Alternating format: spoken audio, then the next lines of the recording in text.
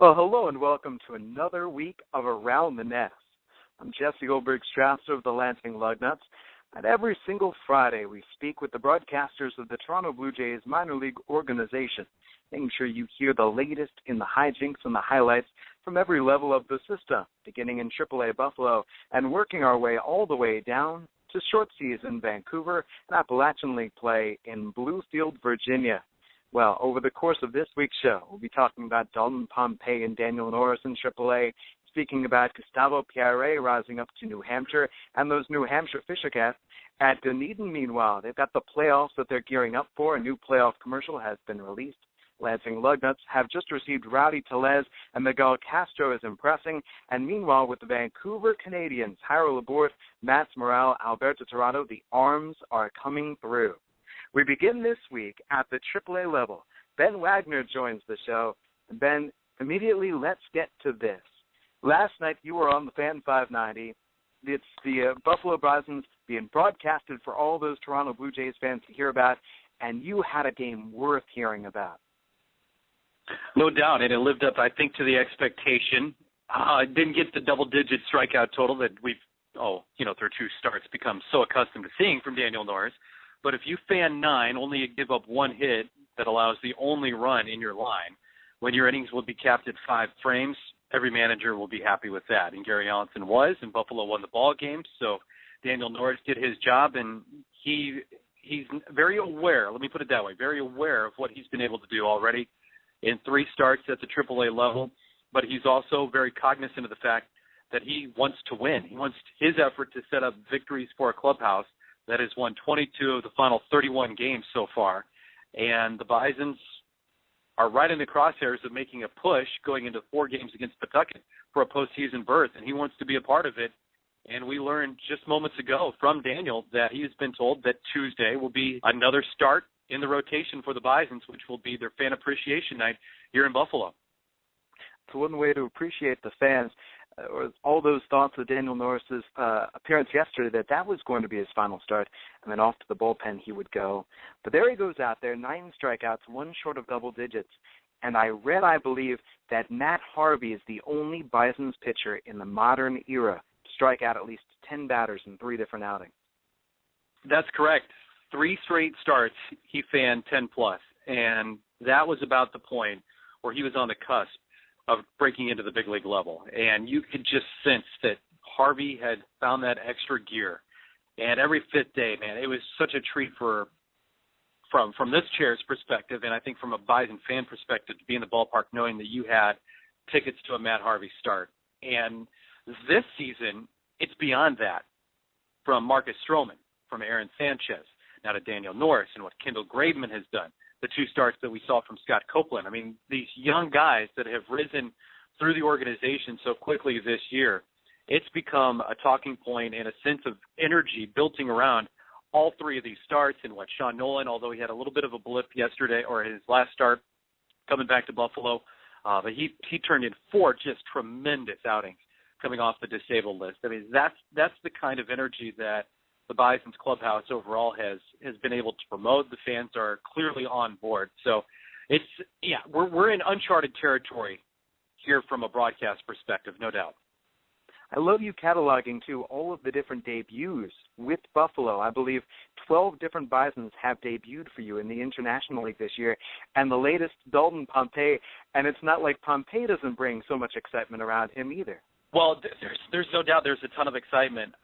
When you have promotions, it's going to be a talking point for, yes, us on the broadcast. Fans are going to recognize that. The organization is happy to move these players through player development. But I think certain individuals just carry a little bit of a buzz. And you heard Dalton Pompey's name because he grew up in the shadows of the CN Tower in downtown Toronto. And you have, obviously, the tremendous talent, the futures game as well, the surging success coming away from the hand injury that put him on the sideline, but now he's back. He's playing healthier, and it's just been such a great rise, again, for another prospect, and really a feather in the cap, I think, for the Toronto Blue Jays overall to promote these guys and get them through from a pitching perspective and from a position player perspective. Is there a difference between a player like, let's say, Marcus Stroman or Aaron Sanchez, where you're sitting there in AAA and you know that they're coming, and you know how touted they are as a prospect, the only question is when, compared to, say, a Dalton Pompey or Kendall Graveman or Daniel Norris, where their prospect status and the headlines that are being written about them, they're rising in momentum and intensity because of their performance this year alone, where they've put themselves on the map? There is. The build-up for Stroman was just a little bit different because you had a pretty good feeling very early on, and even when Alex Anthopoulos was here for our hot stove, he kind of laid out who he expected to be in the rotation for Buffalo that year. I'd already signed a couple of free agents, just kind of had that feeling that's where we were headed. Sanchez, you thought, because the way he pitched in spring training, if he didn't make the major league club, perhaps being only at the time 21, maybe he would be on the fringes of Double-A, perhaps Triple-A. Not a big surprise, but you knew it would be coming. But these guys are out of nowhere, and you're watching the numbers through the course of the year and hearing the conversations that you have week in and week out about who's having successes at the opposite level. There's been this buildup, and then you start to think as one level checks off, then the next. You thought, holy cow, this guy could be in Buffalo, and I'm going to have to start to do a little bit of homework. And that's what is the exciting, especially this time of year, where you've got tests.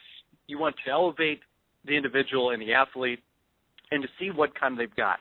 And to get these first moments of any nervousness or unfamiliarity with a ballpark, with a city, with maybe some new teammates as well, get that out of the way. You see it traditionally, guys, from Double-A. I've seen it, 7 years here. Seen it from Double-A to Triple-A, the test of some of the young prospects. Saw it last year with A.J. Jimenez. You saw it last year with Kevin Pillar and Brad Glenn, down the home stretch as well. And then Kevin obviously takes his opportunity to the next level going to the big leagues.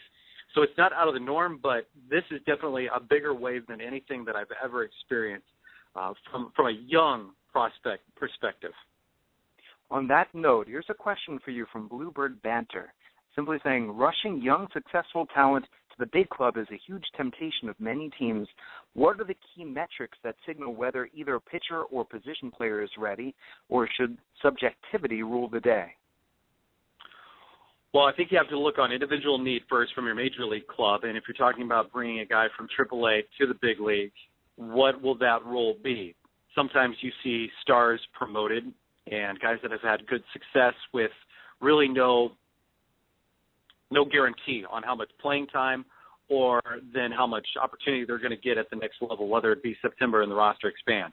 And the roster is a whole other caveat. How much flexibility does the major league club have to put them on the 40-man? Now, anything's possible, obviously, and you can maneuver however you want. But I think where the Blue Jays are and where other teams are, you have to also think and plan out what the month of September will look like. I don't necessarily think that it has to be based on metrics.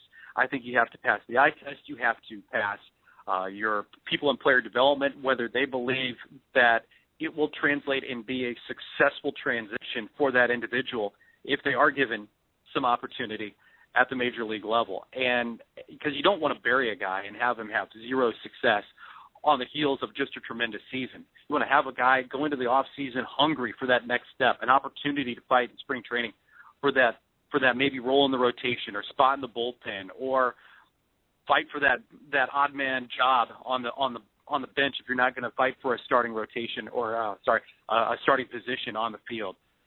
Those are the kind of things, where you want to test the waters with some of these young guys and keep them hungry and not in the season on a sour note, but have it on a positive note. I think really try to drive everything forward from one year to the next. I've got about 30 questions that I'd love to ask you, but we only have time for two more. A good one from Bluebird Banter. We've seen now Aaron Sanchez shifted to the bullpen, perhaps that plan down the road, Daniel Norris go to the bullpen. Who is a pitcher you would love to see for one inning, just let it all hang out? Ooh, that's a really good question. At the big league level? It's up to you. Is that where they're headed? This is rather an open-ended question. Oh, man. That's really tough because of all the talking points that we've had before. That's really difficult. The one guy that I'm looking forward to seeing. You can hold that one over. We can come back to it next week. Yeah, and I'm going to need to because I'm really interested to see how Sean Nolan bounces back from being so dominant to just not feeling comfortable on the mound his last time out. And the left-hander was pitching so well, and he's been kind of labeled as the forgotten guy, which is not the case. I can guarantee you that. From an organization perspective, they're very, very in tune on what Sean has been doing and trying to keep him healthy and get him healthy so he can throw every fifth day. But obviously Daniel Norris is somebody that we've been raving about now for nearly 2 weeks, and it'll be very interesting to see where his season ends up. Final question with Ben Wagner with the Triple-A Buffalo Bisons. And that's our Around the Nest question of the week. We've talked about the young guys. Who are the team leaders on Buffalo, whether on the field, off the field? Who are the guys who are the backbone of the team? Well, I think veteran leadership in the clubhouse is something that is given to some of the guys that have been established at the Triple-A level / big league level. So guys will gravitate and sponge off of Mike Nickius, for example, and it doesn't have to be position by position either. Daniel Norris talks to Mike Nickius nonstop, and that's another reason that they're working in the battery together.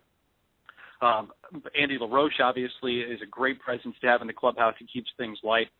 Those are a couple of instant younger guys like Kevin Pillar, that are here too. Sergio Santos has a ton of experience. Guys have gone to him. Raul Valdez, 36 years of age. He has pitched internationally. He's pitched at the big league level. He has to do different things for himself to stay prepared. And whether you're a young guy, you can learn a lot from a veteran on the club about maintaining your body and really committing yourself to a workout regimen to stay healthy and stay on top of your game.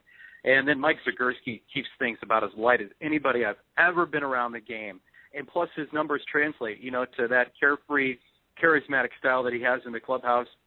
And, he can bring it to the mound, but when it's time to lock in and try to paint fastballs at 94 mile an hour on the black, coming in hard from the left side, he knows when to lock it in. And it's a great chemistry that Buffalo has right now from top to bottom. I encourage you to follow Ben Wagner on Twitter at BenWag247. Also, find his interviews on SoundCloud, which are just outstanding. On the Buffalo Bisons, online, bisons.com. Season winding to a close, and they're fighting it out for the wild card berth, receiving outstanding starting pitching. Ben, thank you very much.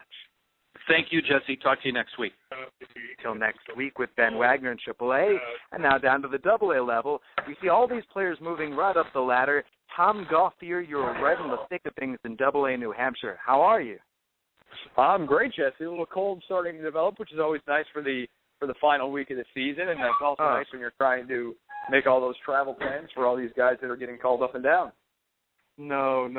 Man, oh, man. Well, I hope you can stay healthy enough for this last home stretch of the year. With your New Hampshire Fisher Cats, you've just received Gustavo Pierre. How is it having Gus around? I haven't even met Gus yet. Bob Lippman was on the road trip with him when he came into town on Tuesday. So I have not met Gustavo yet. He was down in the clubhouse arriving when I got here, but we were going in opposite directions. And, in fact, I was coming up here to talk with you guys. So as soon as we're done this, I'll go down there and I'll get a chance to chat with him. But I found it interesting that he was even here because we lost Dalton Pompey this week. Brad Glenn came back. Corey Aldridge on the disabled list. But, we got another infielder. So I think we're 8 infielders and 3 outfielders on our roster right now. The composition is a little bit upside down and a little bit bizarre because, we had a third baseman, we have a second baseman, we have a shortstop. We have a lot of infielders, but it seems that we're lacking in outfielders. And now Pierre is here, and it just adds to it. How is it being decided then? All right, here's who's going to play first, second, shortstop, third base today. You guys grab gloves. Everybody else, we'll try to get you in there in the third and the fourth inning. Hey, essentially that's what it is. It was funny because we were looking at the roster the other day, and Brad Glenn came down, so we thought, all right, well, he's the everyday starting right fielder now. You have Mike McDade, who is in essence is going to play every day, so he's going to play at first base every day. That means Casey Hobson's playing time gets hit. You have John Birdie, you have Andy Burns, you have Kevin Nolan. Those are pretty much your three infielders on the rest of the infield, second, short, and third. So guys like Jorge Flores and guys like Andy Fermin, who's actually on the DL right now, all those guys have to have time to play. And you just look at it and you say, wow, there's not a lot of playing time for a lot of these guys. the playing time that has been there for a guy like John Birdie. I was speaking with Clayton McCullough, the coordinator of instruction, and Birdie's name immediately came to his tongue as he was answering who has really impressed him as this year has gone on. I have a question from Jerry McDonald, who wrote in about Birdie, Andy Burns, and Michael Krause, wondering how those three guys have progressed offensively this year. You know, I think Krause has probably been the one that, I don't want to say progressed least. I mean, I know that he sort of retooled his swing. John Nunnally has been getting him to he's been, number one, he's been teaching him how to hit. So he's been working with him on really putting backspin on the ball. I don't think Krause really had a lot of experience, or at least he wasn't fully adept at it. So he's had some games where he's had some ugly swings where he's really chopping at the ball, and you'll look at it and you'll say, that does not look like a guy that is a pro baseball player. It looks like a softball over 40 kind of hack. But a lot more often than not, you see him really start to get it and see him really start to adapt. And then occasionally, he has almost a dozen home runs now. He has hit some absolute missiles for home runs that you can tell have that low line drive trajectory. They take off. It has all backspin on it, and it's a short swing, and the ball goes 385, 400 feet. So he's definitely come around a long way in that regard. But still, I think a lot more to go because he's not doing that on a consistent basis. Kenny Wilson said back in May that Michael Krause could be kind of a Giancarlo Stanton type of guy. And, well, I think that may be a little bit, a bit of a reach for Krause right now. I think he does have that potential to really be a damaging type of hitter when he learns how to hit with backspin consistently, and he really learns and not so much thinking about that swing, but it's just all a natural reaction for him. As for Birdie and Burns, those guys, I looked at the numbers during that last homestand. They've actually had averages that have gone up every single month this season. I know Birdie was right around 260 last year. He's up at 275 this year. He plays every single day. He'll be he's already our games leader. I don't think anybody can catch him. He's number 2 in the league in games played. He's number 2 in the league in at-bats. He's up there in steals. He's up there in hits. He's got an outside shot at hitting our franchise record in base hits in a season. He's just been a phenomenal guy, and a guy that if he's had a little slump, he breaks out of it and goes, to maybe a poor man's Kevin Pillar, where if Pillar slumped, he went 10 for his next 20. Birdie maybe goes 7 or 8 for his next 20 and snaps right out of it. And then Andy Burns really had a good stretch there from the All-Star break right up through about maybe a week ago or so when we were on that Akron-Erie road trip. He was really starting to hit the ball, starting to drive the ball, and you looked at his extra base hits. Last year he had a ton of them. This year it started out very slowly, and now those have started to come around as well, all thanks to that stretch over the last 6 to 8 weeks. You mentioned the road trip. You are now back home. The New Hampshire Fisher Cats in their final homestand of the season. What are the biggest events to look forward to? Well, this week we have, we have fireworks tonight. We're going to be doing oh, gosh, Jess, you put me on the spot, and I'm completely drawing a blank on our homestand. I'd probably be fired for this if one of our front office members were going to be hearing it. Dairy Day tomorrow, right? Was the one that I was thinking about. We have Ted Williams fireworks tonight and tomorrow. We have a Ted Williams bobblehead on Sunday, and it's actually kind of cool because it's Williams in his fighter pilot uniform where he was in the Marines as opposed to a baseball uniform. We also have more fireworks next week, a couple of different unique giveaways. We have a collapsible water bottle giveaway. It almost looks like a little canvas sack that's white, and it's got a water bottle in there, almost like one of those old bladders that people used to use to put on their heads when they had a head cold or something. We have one of those coming up this week, and then my favorite one of the year is a Subway gift card giveaway on the final day. First 800 fans get one, but they could get a gift card worth up to $100 with that on Thursday night. It interests me that when I first started reading about the New Hampshire Fisher Cats before the rebrand, the colors were, I believe, green and yellow, and the face of the team was the Fisher Cat. And now, looking at the batting practice caps and the logo and the website, there is such a patriotic now appeal to this team. Yeah, and the way that it started was when we were first founded in 2004. That November, I think it was, of 2003 or maybe January of 2004, they announced the team name as the New Hampshire Primaries. And I'll have to show you at some point, Jesse, the logo set that we had for the primaries. It had the donkey and the elephant side by side, arm in arm, had the red, white, and blue colors, because New Hampshire has the first in the nation primary. It's a very political state, very politically active state. Well, you can imagine primaries was not a big fan favorite, and so they threw a coup, got rid of the primaries. They voted on Fisher Cats, and that's been the name since then. But what we've done is we've taken the logo you're talking about, the Uncle Sam logo, which is Uncle Sam holding a baseball bat inside of a New Hampshire border outline, that has become really kind of a secondary logo for us, one that we use actively. We use it on some of the game day attire. We've had jerseys with that logo. It sells on a lot of our T-shirts. It's on a lot of our hats. It's actually on our batting practice cap this season. And so it really, when we went back to the red, white, and blue, it was partly because it matched that Fisher Cats, or matched that Primaries Uncle Sam logo. When you had the Uncle Sam on a green jersey, it was just a little bit odd. So when you brought that out in the jerseys with red, white, and blue, it really had a good fit. I love it. Me too. It's my favorite logo that we have. I wish we were still the Primaries. And it's so different. It's not like you can look around the country and say, well, there are 35 colleges and 115 high schools that all are named the Primaries. Yeah, well, it's one of those things. It's like the rubber ducks or the flying squirrels or the lug nuts. It's a unique thing, and I'm still waiting for the first time, and I don't know if it'll ever happen in our lifetimes now with the way that Major League Baseball has such an influx of cash, and the game is only getting richer, but I want to see the next Major League team, whether it's a relocation, if it's a new team that, for example, if the Rays move to whatever city you can think of, if the Rays move to Nashville, I want to see the next Major League team that gets rid of, Red Sox or White Sox, and they go to some fun, ridiculous thing like rubber ducks or flying squirrels. I want to see the next Major League team do that, because I think that'll be a real big what do you want to call it? It'll indicate that Major League Baseball is starting to take some of those minor league principles like in-game promotions and wacky names to heart. It'll be a blast. And there have been people like Vec who've been fighting for that in the major leagues for the longest time, saying the game will carry itself. Now let's have some fun. Now let's appeal to those folks beyond the people who will sit down in the midst of an 11-0 game in the fourth inning and still be ready to score it. Yeah, and that's I think that's the way the game is going. And I think that even if you look at major league ballparks around the nation, you have the kids areas in these ballparks. Miller Park in Milwaukee has a huge kids area. You have a lot of the Detroit has one. I think Detroit has a carousel outside of its ballpark or as part of the concourse away from the action. That's the way that the game is going, because let's face it, as they've said, several major league players alone have said this year, the game is slow, it lasts too long, commercial breaks are too long, guys take too long between pitches. If they can speed the game up, and if they can't speed the game up, then you're going to need to rely on in-game promotions, sumo contests, giveaways, things like that major league teams are already starting to go to.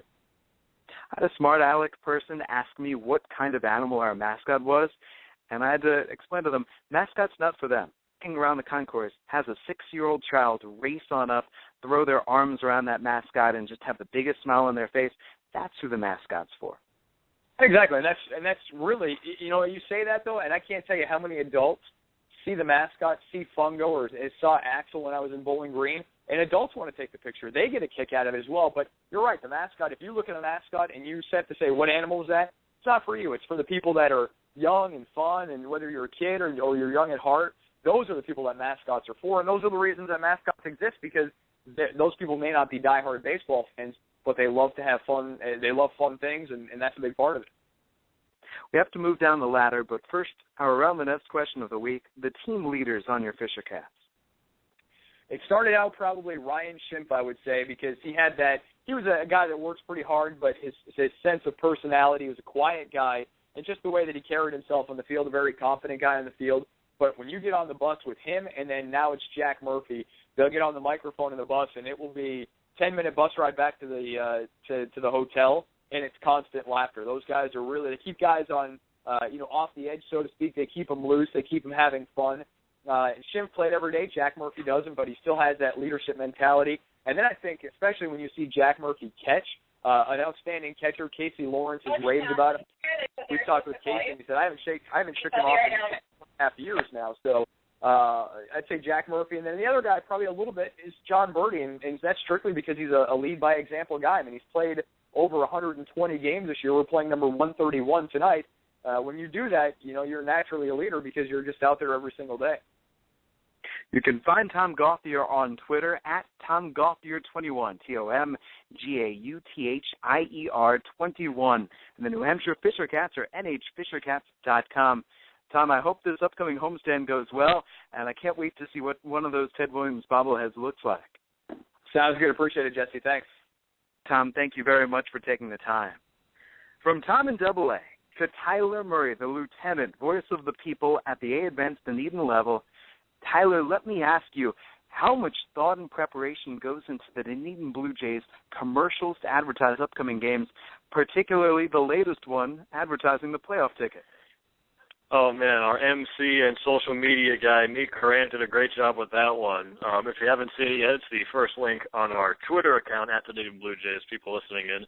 And we used one of those small GoPro cameras and pretended it was a baseball, so we're throwing the camera around, everyone's catching it in their mitt and talking into it and saying, come to the playoffs. And Nate, he's got some time on his hands, so he often comes up with kooky ideas like that, and I think this one was a home run. We love it in the Lugnuts office, whatever it might be. If it's wings night, if it's the pizza commercial, we are down. We look forward to the next time that we see that the DJs have put out a great commercial. And by the way, you're playing great baseball, too. I saw a tweet that you sent out with Roberto Osuna's start and finished off with a walk-off by L.B. Dantzler. You're feeling the playoff intensity. And I think last year the Blue Jays, you can't say they backed their way into the playoffs after winning a first-half championship, but August last year wasn't one of their better months, and this August they're now 12-7.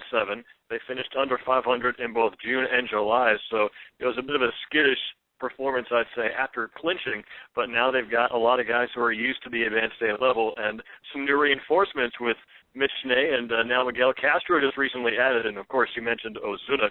He had by far his best outing as a DJ yesterday, so it feels like it's coming together, and in terms of the FSL North Division, no one's really established themselves as the definite favorite to finish off these next 9 games and clinch the second half, so I think the Blue Jays have as good a chance this year as any in terms of maybe getting that first FSL title.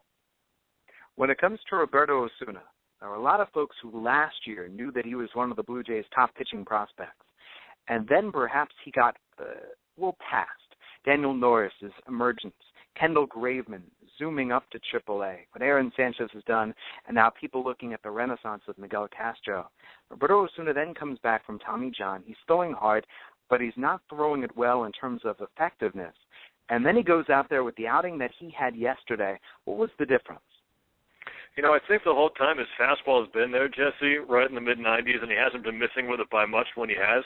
It was the breaking stuff, I think, his first couple of outings that wasn't too impressive, and it's not like he's throwing his best slider and it's getting hit.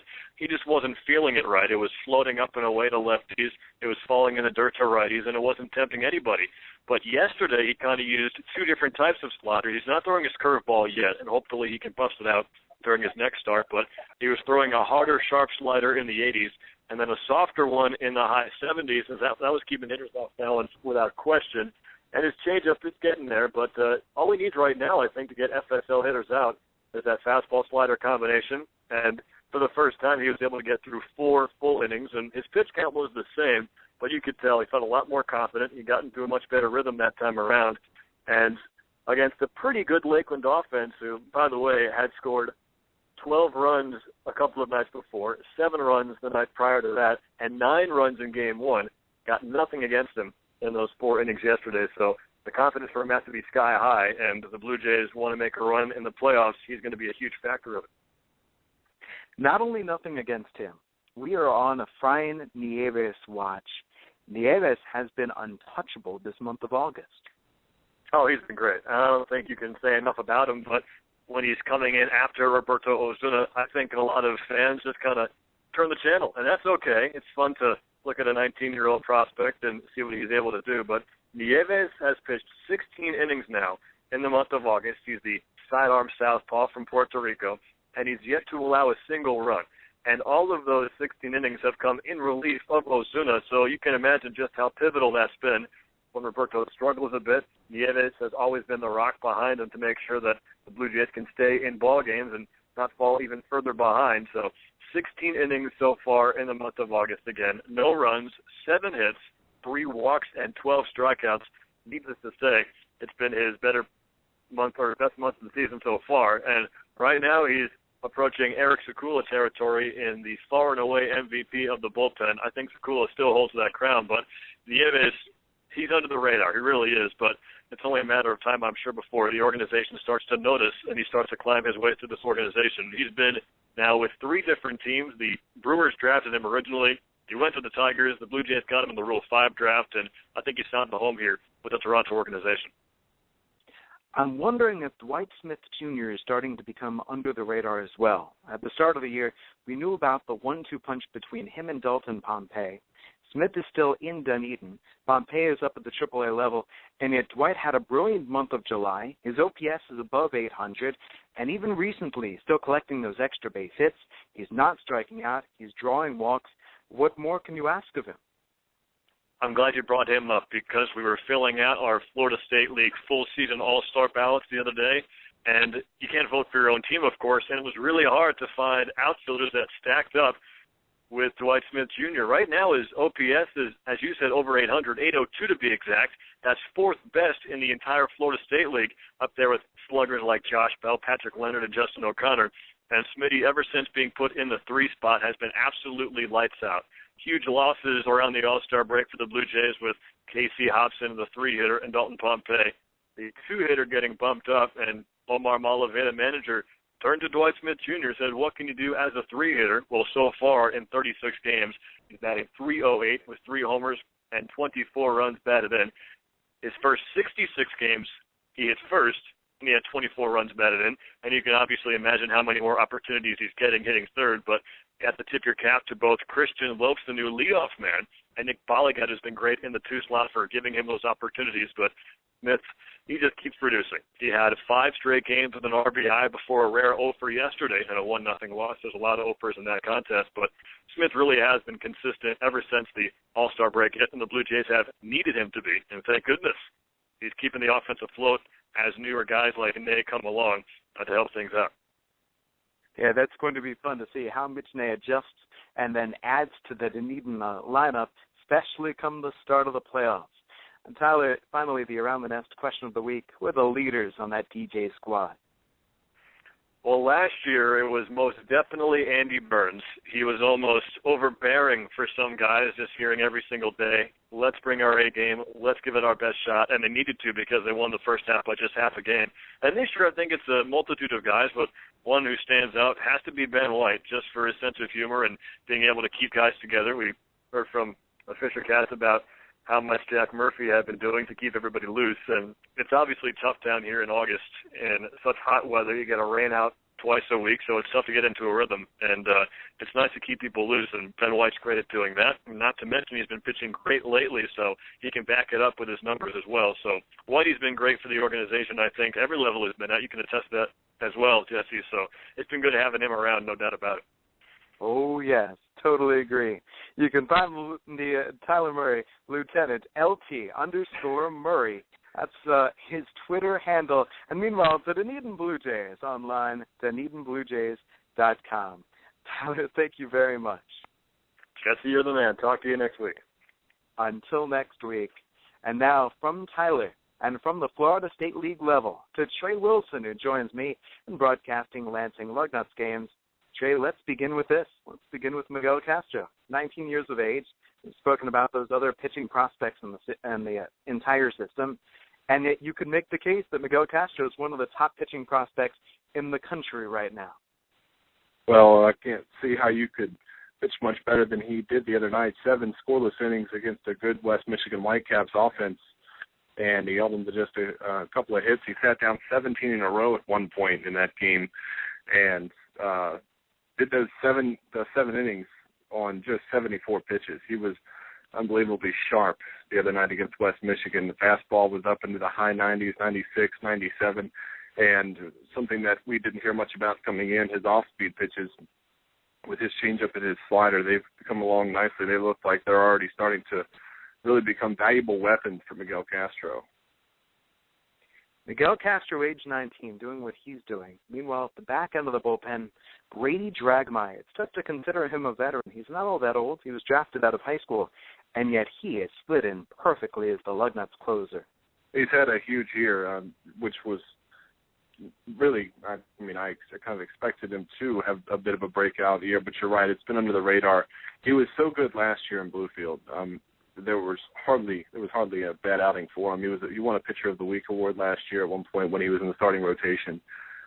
But he doesn't have the stuff that's going to turn a lot of heads. He's not going to throw the fastball in there at 96 miles per hour But what we've seen from him lately is that he has gotten it up to 92 and 93 miles per hour, which is much higher than what it had been. And he's got so much sink and so much movement that he's an extreme ground ball pitcher, and he's extremely sharp. He very rarely walks anybody. There have been a handful of times this year where he's gone through some tough skids, maybe two tough stretches throughout the course of this season for Brady. But overall, he's shown that he's a pitcher that's going to come in and get the job done in the bullpen. He's going to throw strikes.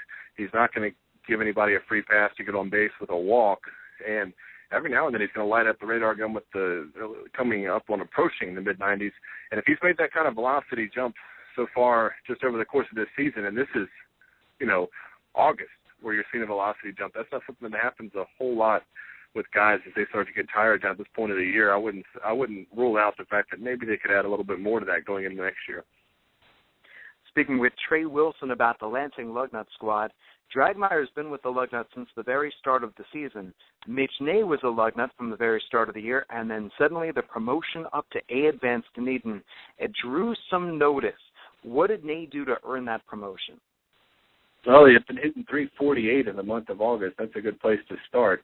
And in the 17 games that he played in August, he had just 9 doubles, and he had driven in. He was not driving in runs at the rate that he had been some other parts in this year, but he was starting to hit for a little bit better power. Moved into a different spot in the lineup, but you were even calling him at one point Double-A Mitch Nay, which you were having a little bit of fun using that over the course of a couple of weeks. You can razz me as much as you want. You know I will. He had a stretch about 2 weeks ago where it was 4 consecutive games with a double and 6 out of 7 games with a double. And after going a couple of games without one, he came through and had another streak where he started hitting a double every day. And not just that, but he was at least getting another hit in there too. He has more multi-hit games than anybody else on his team this year. When he left, he was up near the league lead in doubles. People are still writing about the power numbers being down, at least the home run numbers being down, but that's something that's going to come with time. He certainly looked ready.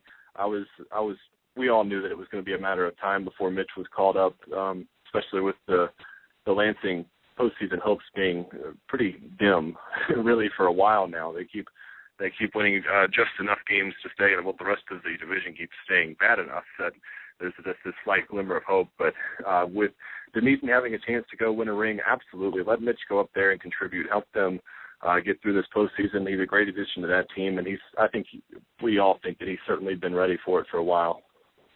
Well, the key question has been, with those postseason hopes fading, and now here we go into the end of the season, who's going to keep on playing well or maybe improve? And the second best batter in terms of batting average and getting on base after Mitch Nay, Chaz Frank. Chaz Frank is still doing his part. Absolutely. He's hitting .321 this month. Had a little bit of time down with an oblique strain, but I was surprised at how quickly he came back from that. He had a couple of hits last night in a rain-shortened game, only went 5 innings, but he had singles in his first 2 trips to the plate.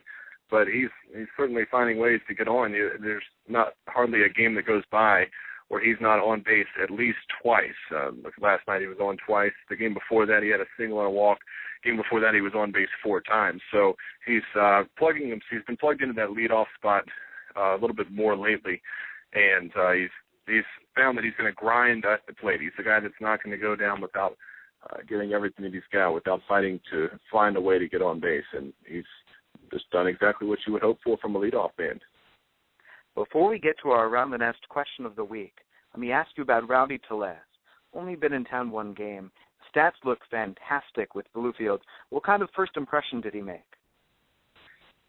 Well, he came in his first trip to the plate last night and knocked a single, so that's a pretty good way to start. He put on a display in batting practice yesterday. I missed his group today. I didn't get to see him today because I was running around doing something else, but he had a home run that the dimensions of this ballpark, but for anybody who doesn't know, it's kind of hard to explain how impressive it is for him to hit an opposite field home run to left center field over by where there's a big Miller Lite sign just to the left of straightaway center. And, batting practice, but for him being so young, and he's just so strong. Obviously, he's drawn a lot of notice for not only his ceiling as a power hitter, but for the kind of power that he already possesses. And he was really, really clicking the last 6 weeks or so that he was with Bluefield, especially at the start of August. He was, if there was a first 2 weeks of August MVP for that league, for the Appalachian League, it would have certainly been Rowdy Tellez. And finally, the question of the week, and that is, who are the team leaders on this Lugnut squad? These questions of the week are always so much better suited for you to answer than for me. With this team, with the roster that we have right now, we have had some great guys come through that have very good leadership qualities over the course of other parts of this season. One of the guys that comes to mind is obviously Jorge Saiz, because he's a guy that always gets a lot of respect from guys around the clubhouse. There are a lot of other guys like that too. But with the roster right now, we've all of a sudden become pretty young, not fairly young, but we've gotten a little bit younger. We have some veteran guys in the team. You think of Brent Powers and Brad Allen, and I think everybody respects what those two have gone through, bouncing between organizations and finding a home here in the Blue Jays organization and performing so well this year. But I can't think of anybody who's on the roster right now that really stands out as a vocal leader, somebody that everybody is going to hover around and look up to, unless you've got something for me. No, I liked your pick of Saiz earlier in the year, and it's been fascinating to watch a guy like Jason Leblebijian picking up spirits. But the Lugnut team as a whole, nobody is exactly, in an Andy Burns sense, trying to rally the guys vocally, pick everybody up. But it's such a team in great spirits that you never know who it might be. You never know if hitting coach Ken Huckabee might suddenly roar on through and crack everybody up. But it's been a fun ball club and a good feel to the team this season. I don't want to say that none of these guys possess that quality necessarily. I can see some of the younger players, certainly once they get a couple more years up the ladder, maybe becoming more assertive and able to take on one of those roles. But right now, it's not that that aspect is not there. It's that no one or three players stands out to me as somebody who would really fit that description. Trey Wilson is on Twitter at TreyWilson757. Meanwhile, you can find the Lugnuts at LansingLugnuts.com. Trey, thank you very much for taking the time, and check in again with you next Friday. Absolutely. See you. From Trey to Lucas Scott with the Northwest League back-to-back champion Vancouver Canadians. Lucas, how are you? I'm doing pretty good today, Jesse. How about yourself? Doing very well. Let's talk pitching. And we can go right into it with Mats Morale, maybe, or Jairo Laborde, or Alberto Tirado, end of the season with Vancouver fighting it out for the playoffs. There have been some really stunning performances on the mound. There's been some really, really great spots for us, and especially just going over the last 2 days, we've had our starters, including today's game, yanked in the second inning. So we've had some big performances out of the bullpen. As you mentioned, Morale, both in his last start and in his reverse piggyback role on the back end of Baraki. He was great. We've had Justin Schaefer's come in and pitched a lot of big key innings for us and worked quickly. Like you said, Tirado is starting to find his form and avoiding the walks and throwing strikes and had a really, really impressive performance in the last game. So if we can get a little bit more length out of some of our back-end starters, we definitely are looking, to be pretty short up in the pitching department, which is good to have in a pennant stretch drive like we have here today. Well, let me ask you more specifically about Alberto Tirado, because he began with the C's this year. He was supposed to be one of the key members of the starting rotation. What has gone on with him this year, and what maybe did he figure out recently? Yeah, he's one of those guys that came in and obviously had a big billing, a lot of expectation, and I think he was even a little disappointed with some of his earlier performances and just some of the same stuff that sort of plagued his ability to rise as fast as people even projected him. It's just the ability to consistently throw strikes. He's got really great stuff, a lot of movement on his pitches, and so when you're not locating well, a lot of those pitches, when the batter can easily disregard them as going into the dirt early or not going to be in the strike zone, sometimes that effectiveness of your pitch ends up coming back to bite you because it's coming off the plate too often. So I think he's just really, really learned not to overthrow the pitches and not to, trying to go for the big slider, the big curve, the big sweeping movement and just get enough on it to entice hitters but get them to miss bats. And so lately I think he's figured that out and he's had an ability to get in there and work quickly. And also I find with young pitchers, especially with Tirado, they feel, especially when they come in with high expectations, they try and do almost too much themselves and try and throw past every hitter that they face. And I think he's learning to, he can leave the ball in the strike zone and put it in a place where someone's going to get some weak contact on it and trust his defense behind him to pick him up. There were definitely those huge expectations upon Smurrell when he first arrived, and maybe his first outing didn't go to his liking. But my gosh, how good has he been since then? Well, he's so good, and with a guy like that steps up onto the mound with that huge 6'8" frame, to have a guy that's going to be around the strike zone and be effective, not only the actual edge in the box score, but the mental edge when you have a team going up against that. It's great to see him starting to be effective and be able to throw his pitches for strikes, and that's going to be a real big key for us moving through here. We're probably going to have some shake-up of our rotation here, it looks like. The last couple of days have not been what you're going to want, especially come playoff time. So Barecki and Smurrell have been piggybacking. Maybe we look at a scenario where we split them up and we each give them their own data to start fully and see what they give us. But he's been definitely one of the bright lights in from the pitching staff so far. Trying to figure out the starting rotation. Also, it's interesting to see Franklin Barreto and also Richard Urena in the same roster, in the same starting lineup. How will that work out? Yeah, we had the pleasure of having a number of the Blue Jays brass here this week, but Charlie Wilson was here, and I was listening in while one of our reporters was asking him, how that is going to shape up. We, of course, learned that Urena is coming up, and we kind of held our breath going, does this mean we're losing Barreto here this close to the end of the season? But apparently the plan is to keep Barreto playing majority of his reps at shortstop, and Urena's actually going to move over and play third base in the meantime, and then get the start at his regular position on days when they choose to DH Barreto. So it's going to be the left side of the infield is going to be a pair of really talented prospects, and Urena's been struggling here at the plate. His first two games, obviously, still shaking off the travel and getting used to the fan presence here in Nat Bailey Stadium. But we've seen from his defense already, there was his first game where a ball hit deep into the hole that he's able to track down easily and threw it across the diamond with real grace, but had a ton of heat on it, was able to get the runner at first base. So we're excited by the defense that he brings, and also we know that the offense is shortly behind. We know that he's a great talented hitter, and that he's going to figure out here at the plate soon enough, and we'll have a great 1-2 combo on the left side of the infield. Question from Jerry McDonald regarding two other talented offensive players, Gunnar Height and Miguel Castro. How do those two compare with one another in terms of defensively at second base? Yeah, that's a really good question. They both offer a little bit different in their game. I feel like Castro has a little bit more range, but Gunnar definitely has the stronger arm of the two. There was a play that Gunnar made, I think it's 2 or 3 games ago, but he had to range to his right side. I guess the force out of second base and did the patented cheater or canoe hop, whatever you want to call it, from second base there, and threw across his body in the air and threw an absolute laser beam to first base. So Gunnar gives us that definite strength of the arm speed, and I think he's probably the more powerful bat, more intimidating bat in the lineup. He hasn't hit one out here yet, but in the last 3 games, he's hit 2 off the top of the wall in Nat Bailey. And for anyone that's ever played here, that's a deep ballpark with a very tall wall. So he's very, very close from getting the power numbers going. And but Miguel Castro is always going to be a guy that's going to have a role in this team, just because he, like we've talked about in previous weeks on Around the Nest, he has that ability to just put himself and hit. So such a smart baseball player. He's able to put the ball where you need him to in key situations. The on-base percentage is always very high with the walk rate and the amount of times that he finds a way to put his shoulder or his leg or his hip in front of a baseball.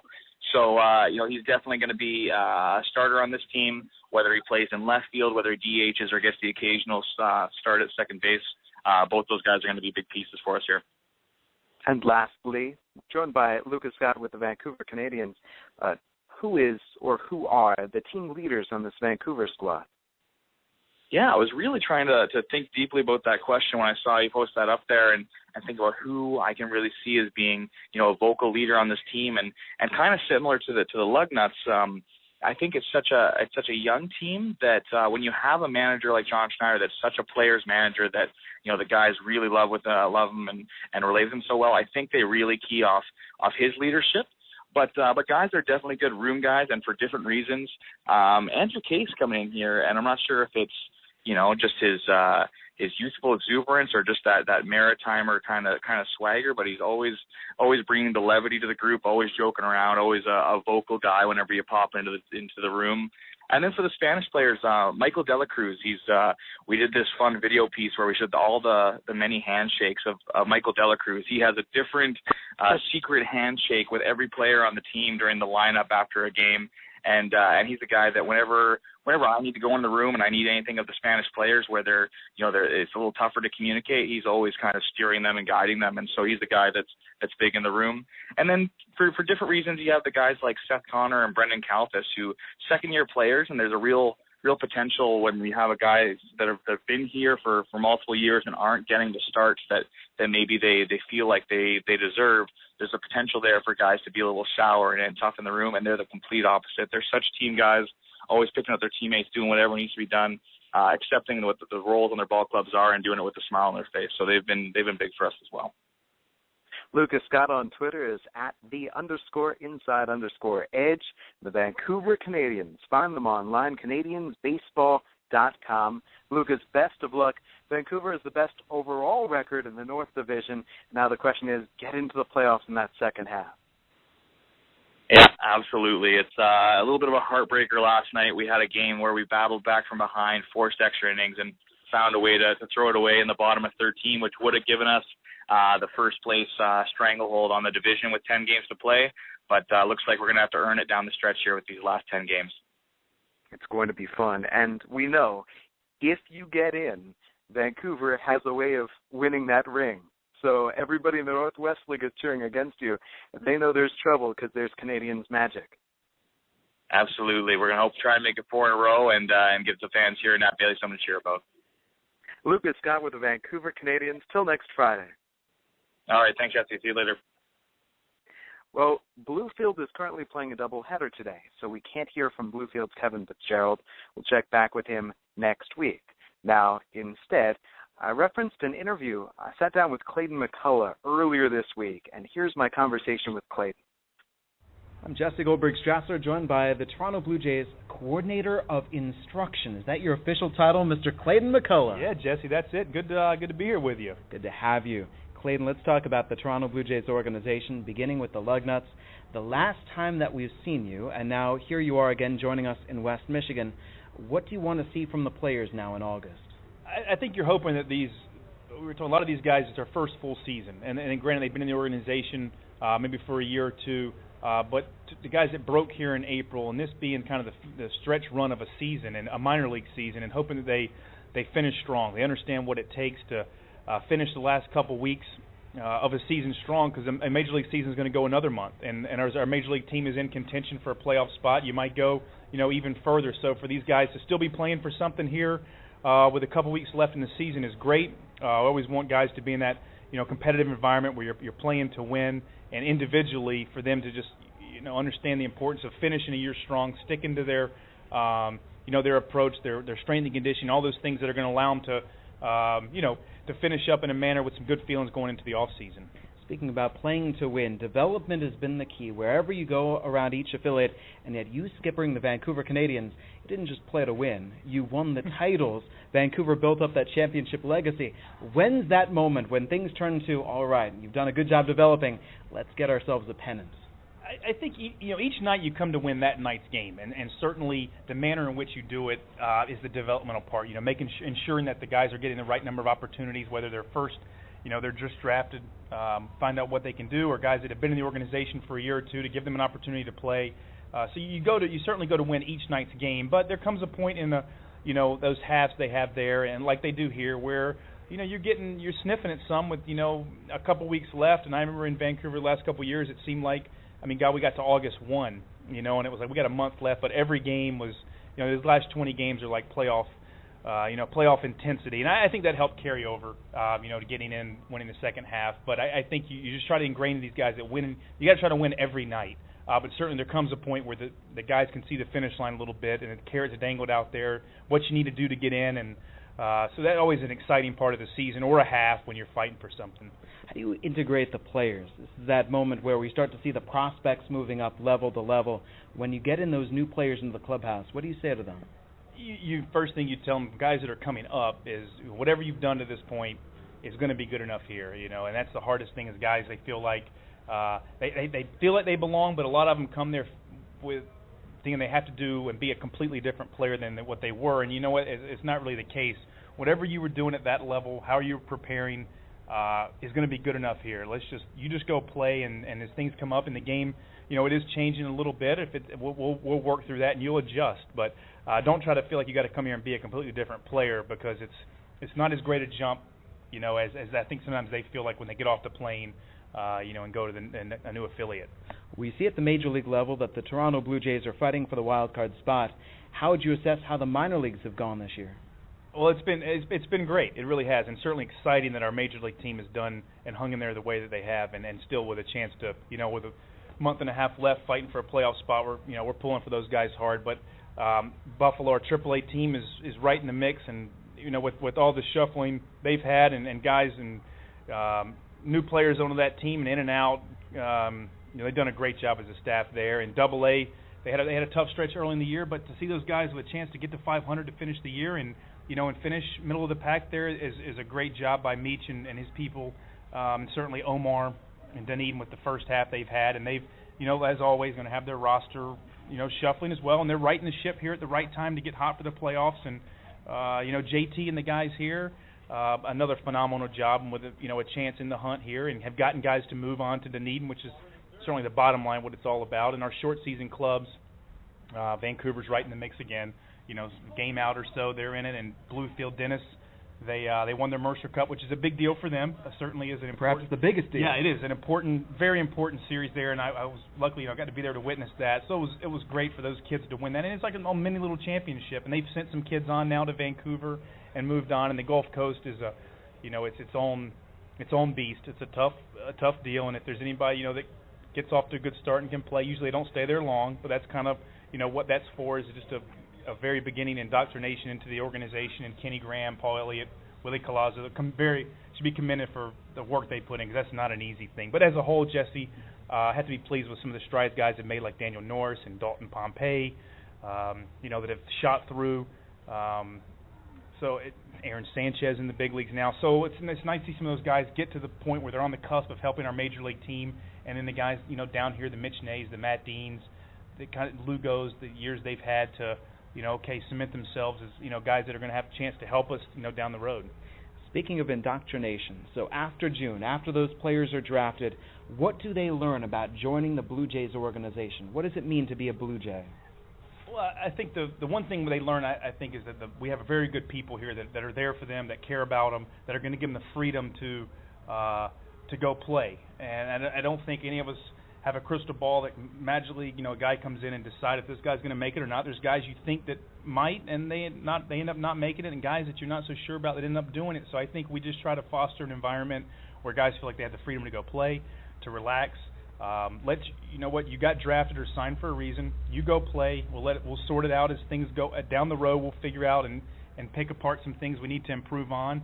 So I think kids feel comfortable playing here. I think the atmosphere that each coaching staff creates, and from Doug Davis on down through our roving instructors, I feel like we do a nice job of being positive with the guys, and still they understand that there's certain things that are expected of them, and that's not really going to be very negotiable. But at the same time, you just handle those couple, being on time and playing hard aspect, and the rest of it, man, you guys got the freedom to go express yourself and be a ball player. There are those prospects who've grabbed the headlines. Kendall Graveman going from Lansing to Buffalo, Dalton Pompey, Daniel Norris. Are there prospects that you've been proud of their progress who've flown underneath the radar this year? Yeah, a guy that's here, Derek Lovelace. I don't think coming into the year, anybody thought that Derek would come here and be an all-star, have the kind of year he's had in a full season like this. So I think Derek has really, kind of put a stamp that, hey, maybe I'm a guy that people need to start really focusing on and talking about, and good for him. Nobody's put in more work than that kid over the last 3 or 4 years. I think you get some bigger jumps from guys at like this level that kind of start to stand out. David Harris, who, was drafted last year, and you play a little bit, you kind of like what you got, and then you you see the strides he's made this year, and he's done a nice job here. At least it's we're talking about you now. It's can you keep on and going? Miguel Castro that's here. He's a big name now. Everybody's talking about him, but I don't think coming into it, it was. We got this guy Castro that throws 100 miles an hour, and so good for him that he's, put his name out there and on the map. And a guy like John Birdie, who I think John Birdie in Double-A, he's done nothing but he just keeps playing, and as much as you want to say, well, some guys, they can't do this, they can't do that, but after a while I think you got to look at what guys can do, and having the ability to show up every day and play at the effort that he plays, the winning attitude, and not only that, but he's a productive player. I think you start to take notice and go, you know what, maybe guys, John Birdie has had an exceptional year at a high level, and he's done it from day one. Joined by Toronto Blue Jays Coordinator of Instruction, Clayton McCullough. What does your schedule look like over a routine month? Well, early in the year, I guess mostly I try to get out. Now that the short season teams have started, that's kind of where more my focus, and Doug explaining this job to me, mainly from Dunedin down through the short season. So once those short season teams kicked off, I had to get in and see them at least twice, the Bluefield and Gulf Coast League 3 times, and here in Dunedin. So usually out on the road for 12 or 15 days. I do get a chance to go home, so it's tough to really complain about a job where you get to go home for 3 or 4 days at a time and then back out. Unfortunately, living in Florida, my wife, she can drive over when I'm over at the complex some for a week, and sometimes she'll come over there, and so if I get to see them for 3 or 4 days, I'll just pop back out and just keep going. So I try not to go I really try not to go longer than 3 or 4 weeks not seeing my wife and daughter, just because, man, it gets harder now. When you're solo, man, you just keep on going. But now with them, this job's afforded me, and I'm very appreciative of them giving me the opportunity to do that, and I get to pop home some and see my family, at least once or twice a month. The main events of the season, breaking out of spring training, the All-Star break, now into August, those promotions start coming near the end of the year, the pennant race is going for the championship, and then after that, the Instructional League. What do you hope to get accomplished for the players who get invited in Instructional League ball? Instructional League is probably one of our most important programs throughout the whole season, just because you get a select number of guys that you want, and there's really no pressure on the guys. The stats don't count. It's a real opportunity to break down and pick a couple of things in an individual player's game and really focus on that for 5 weeks. Whether it's his infield defensive work or his catching mechanics behind the plate, his swing. You're not bombarding guys with a whole bunch of areas to improve on, and they're not worried about the competition during the games. It's kind of a freelance. We're working on your bunting. Go bunt once a game or go bunt twice a game. Work on every time you get on first, DJ, go steal second. We don't care if you get thrown out. So that's the fun part, is because you're spending a lot more individual time with guys, just trying to improve certain aspects of their games for the next season. Is there something from past instructional leagues with specific players that you can point to and say, aha, that came out of instructional leagues, and now look at them now? I think we try to keep it fresh, and Doug does a good job with this, and Dane Johnson with the pitching side of things. And I know one year we wanted guys to really compete, and we wanted guys to focus on situational parts of the game. So we'd have a pitcher when he was throwing his day against hitters, and it was a guy on second, nobody out, and the pitcher's trying to keep the hitter from moving him, and the hitter's trying to execute, and or a guy on third and one out with the infield in, and Dane Johnson's behind the pitchers, while they're attacking, and how they ought to try to get themselves through this. And so I those kind of things, like, to me, stand out. And an individual player that really I think they all, with the work they do, they end up leaving it going, you know what, then, like you said, when you see them the next year, you're like, well, those 5 weeks of hard work, you can see how much tighter and cleaner a guy is as a defender or an offensive player. Finally, with Clayton McCullough, we talk about the players and how they're learning and growing. What have you learned about baseball this year? Well, I learned, again, another reminder of just how hard it is, and how you have to be, very patient. Even with, some guys that, they've been in the organization for 3 or 4 years, and sometimes you hope or you wish that they'd be doing this or that, but it's not always that easy. And I think sometimes it's easy to just come watch a guy play, forget how hard it is to play yourself, and not be able to step back and go, you know what, the process is right, the kid's putting in the work. It's going to happen. Still love the ability. It's easy to be critical. It's easy to nitpick a player, but I think at the end of the day, you look in the even in the big leagues, every player has a blemish, or they have multiple blemishes. Those guys aren't perfect. And so sometimes we're, I think, too unrealistic on our expectations of a minor league player, especially, say, from this level down, with when they make mistakes and think, well, they're going to keep making them. And that's just part of where they're at and what they're doing. And so I think that's been the big thing, is to see this year the chance to travel around to a lot of our affiliates, is to, not get caught up in what guys can't do, but just remember, keep in mind what they can do, and it is not that easy. Clayton, thank you so much for your time. Jesse, as always, thanks for. So that was Clayton McCullough, Toronto Blue Jays Coordinator of Instruction, wrapping up another Around the Nest this week. Next week we'll go back through the system as we're winding down to the very end of the year. This is Jesse Goldberg-Strassler. I'd like to thank this week Ben Wagner in AAA Buffalo, Tom Gauthier in Double-A New Hampshire, Tyler Murray in Class A-Advanced Dunedin, Trey Wilson, Class Single-A Lansing, Lucas Scott in Short Season A Vancouver. And we'll be hearing next week from Kevin Fitzgerald from Bluefield as well. And perhaps we'll hear from some more folks. We'll see how things go. Perhaps Chris King will rejoin us. You can find us online, aroundthenest.mlblogs.com. Also encourage you to find us on SoundCloud. Meanwhile, on iTunes and on YouTube. So all over the place for the latest Around the Nest episodes. For this week, though, time for you to take care. We'll check in next Friday. Enjoy the baseball.